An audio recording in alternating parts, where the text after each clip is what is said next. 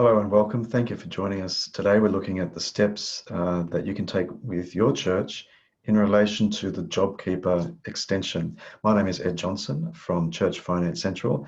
The information I'm sharing today is general information. Please, for full details and for the latest updates, consult directly with the ATO website.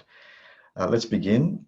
Step number one is you want to check your turnover test for the JobKeeper extension period. So for the period that's starting in October, or starting on the 28th of September, the turnover test period is July to September 2020 versus July to September 2019. So JobKeeper Original had some quite complicated turnover tests. JobKeeper Extension is very simple, comparing September quarter 20 with September quarter 19, and you're looking for that decline in turnover, which is for most churches will be 15%. Make sure you include the whole period for both years, and make sure you're using the same accounting method in both periods. Step number two, then lodge your turnover test declaration with the ATO. Best to do that early October if you can. Lodge that declaration with the ATO. Step number three, then go through and check the eligibility for each of your employees or religious workers. So since JobKeeper began, the rules have changed, and some employees that were not eligible originally may have become eligible since the scheme began. So just go through each of your employees and check if they're eligible or not, and get the declarations and so forth from them. Step number four, for each of your employees that is eligible, we want to determine if they belong to Tier 1 or Tier 2. So this is a big change. Employees are now in 2 tiers, and it's based on the number of hours they've worked in the test period or the assessment period. So go through those rules and work out all your employees, whether they belong to a Tier 1 or Tier 2.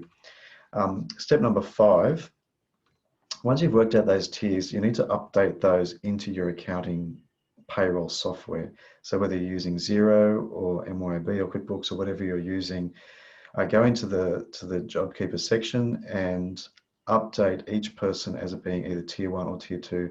That's important because that information will then flow through your single touch payroll and then flow through to the ATO. Step number six, this is very important. You want to go through and update all the top-ups that you've got in your system in relation to JobKeeper. So go through each employee, check the top-ups. They now comply to different thresholds. Tier 1 is $1,200 a fortnight. Tier 2 is $750 a fortnight, or the monthly equivalents. So you may need to reduce top-ups if the employees or workers are earning enough for their threshold. You may need to remove them altogether. And pay particular attention to your ministry expense allowances. If you've made any adjustments to those MEAs for JobKeeper as part of the top-up process, make sure you adjust those back to the right level or remove those as well. That's easy to miss. Step number seven, just going to set a couple of schedules. Set yourself a schedule for lodgement. So you're going to lodge your original declaration for the turnover test. Also, set yourself a schedule for early November, early December, early January to lodge your October, November, December declarations for the JobKeeper extension period.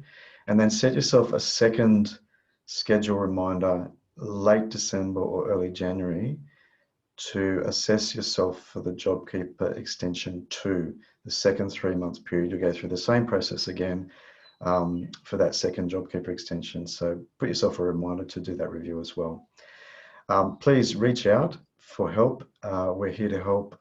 Contact your professional support, contact the ATO, particularly before you make any changes. If you're not certain of the top-ups or the lodgements, reach out for help. My name's Ed Johnson, Church Finance Central. Have a great day.